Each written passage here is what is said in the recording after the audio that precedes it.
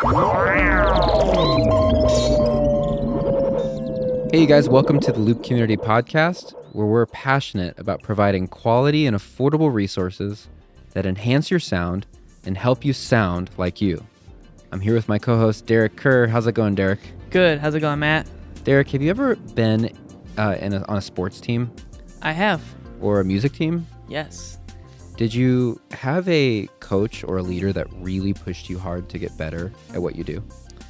Yes. My high school band director, I was in band for 8 years, in high school band for 4 years. But he pushed me a lot. He saw a lot of potential in me, but not a lot of effort at times. I was pretty naturally gifted at playing trumpet, so I didn't always feel like I had to practice or anything. But my freshman year of high school at band camp, there were 8 trumpet players, and in front of everyone, he had us play this lick that we had all been missing. And so he had us all go down the line, and I was last in line, and the other 7 trumpet players were all upperclassmen, and they all messed it up. Then he got to me, and nobody had any faith in me to do it. Everybody was like, all right, this kid's going to mess it up. And I nailed it. And in front of everyone, he goes, how did you do that? And I was like, I practiced it. And he said, well, practice more. You could actually be good. And so I was like, oh. After everybody else had already failed it. Right. And so it was kind of a confidence boost, and then also like cool to have that recognition. And then he continued to push me for those 4 years as a trumpet player and just encouraged me to get better. And he would sternly push me or sometimes sit me down and show me ways to get better, but It was helpful. Even though you nailed it, he was like, practice more. He's like, practice more. Right. Yeah. It was never perfect. That's good. It was good. Yeah. How about you? Did you ever have a coach or a leader? I think when I first started leading worship, there was a guy I was like probably 12 years old, and there was a guy who was a worship leader at our church that was like teaching me how to play guitar and also like coaching me in leading worship. And one weekend he'd be like, all right, you lead like one song out of the set, and I'd be so nervous and like didn't know what I was doing, but I would do that. And then like a couple weeks later he'd be like, all right, you lead 2 songs, and then a couple weeks later it was like, you lead 3 songs. And then I remember one week he just like stopped showing up.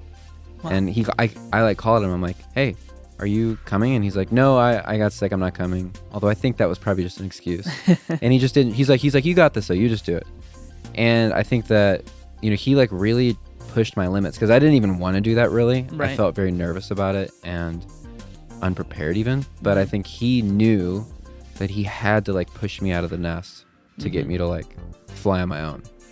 And so I think also that anytime I've surrounded myself with people who are better at things than what I am, better at the things that I'm doing than I am, it like has encouraged me and pushed me to get better. Right. To want to practice, to want to learn my craft, to figure it out. I mean, it's inspiring, but also like very motivating. Yeah. So definitely. I never played sports though. Well, I played sports when I was a little kid. I played like t-ball. Yeah. But I don't really remember the coaches really pushing me hard then. Yeah, I played tennis in high school and a lot of sports in middle school, and Right. they were motivating and would push us, and it helped a lot, but also sometimes it didn't. Yeah. Just depended on how they respond. I feel like that's a big thing, is like how the leader handles it. Like, they set the example and then they motivate you. It's a lot better than if you just see them like not caring about their job and their role. Right. So yeah, in the execution of the motivation really matters. Right. For like sure. whether they're like berating you or whether it's like lovingly, what did they call it?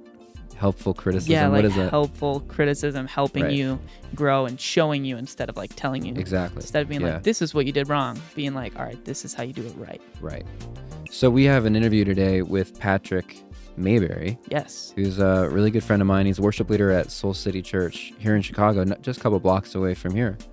And I really liked my conversation with him because it was just cool to talk to a guy who's just in the trenches, leading worship, leading teams.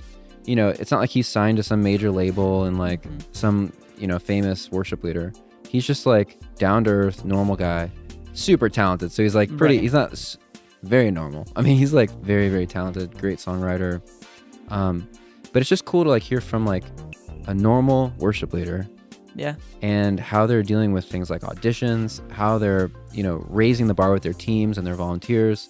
And he's just been a great friend to me and very inspiring. So Awesome. I'm pumped with this interview, so hope you guys enjoy that. Here's my interview with Patrick Mayberry.